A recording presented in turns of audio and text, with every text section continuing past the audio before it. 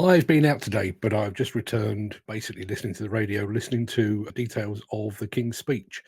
Obviously, the first King's speech since Keir Starmer was named Prime Minister just over a week ago or thereabouts. Lots and lots on things related to construction, like planning consent. But there's one that really stood out for me is the fact that they have, or the King's speech actually announced, as you can see there, that the Employment Rights Bill has been confirmed. This is a continuation of Labour's pledge to improve the rights of the employee. We'll come to that in just a moment. I'm just reading this from Personnel Today. It says the new government has confirmed it will ban exploitative work practices through a new employment rights bill, which was announced in the King's speech today. In the first state opening of Parliament since Keir Starmer became Prime Minister, King Charles outlined Labour's plans to, as they put it, make work pay. That was, as I say, part of their pre-election pledge. He said the government would legislate to introduce a new deal for working people to ban exploitative practices and enhance employment rights. This will form an employment rights bill. While full details of the bill are yet to be revealed, it is likely to cover a number of the workers' rights pledges contained in Labour's pre-election manifesto. Quelle surprise. And some of the details are day one rights for unfair dismissal subject to a probation period, making flexible working a default right from day one, enhanced redundancy protections for employees on or returning from maternity leave, a ban on exploitative zero-hour contracts, improvements to statutory sick pay and the minimum wage, and reform on collective redundancy consultation as well.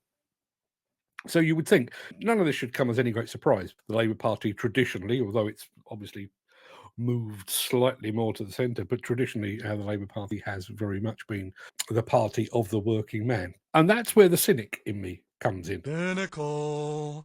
Over the years, I've seen lots and lots of examples of what I can only describe as cause and effect. I'll give you an example. When the government at the time decided it would be a good idea to raise the cost of the landfill tax, we saw an increase in fly tipping.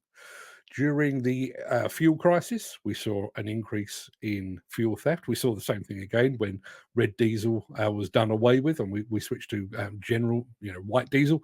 So we saw more thefts then. During the lockdown, the government enforced lockdown, we saw an increase in equipment theft and vehicle theft and that kind of thing. So I'm looking at this, and as I say, as a kind of left-leaning type of person, I'm thinking all of this sounds very good, but I'm also very conscious of the way in which the commercial world works. Show me the money. And I'm sat here wondering if this bill is coming. It's not here yet.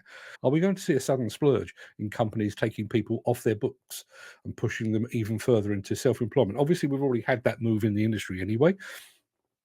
We have more agency workers now. We have more self-employed workers as a whole. Are we going to see an increase in that? I'm not saying this is a cynical move. I'm just saying I understand the cyclical nature of the demolition and construction industry. It's up today, it's down tomorrow, and so on. It fluctuates all throughout. And one of the key factors of that is a desire to not have people on their books. Companies want to be able to let people go when times are hard and bring them back on when times get better. Same as it ever was, as David Byrne once said. Same as it ever was. I'm just wondering if there will be, as I say, a sudden splurge, a tsunami of people being pushed off the books and into some form of self-employment, as I say, either direct self-employment or through an agency. And what will that do? I don't know. Bearing in mind all of these pledges that have come from this employment rights bill are designed basically to improve the lot of the working man and woman, could it actually have the counter effect? Could it?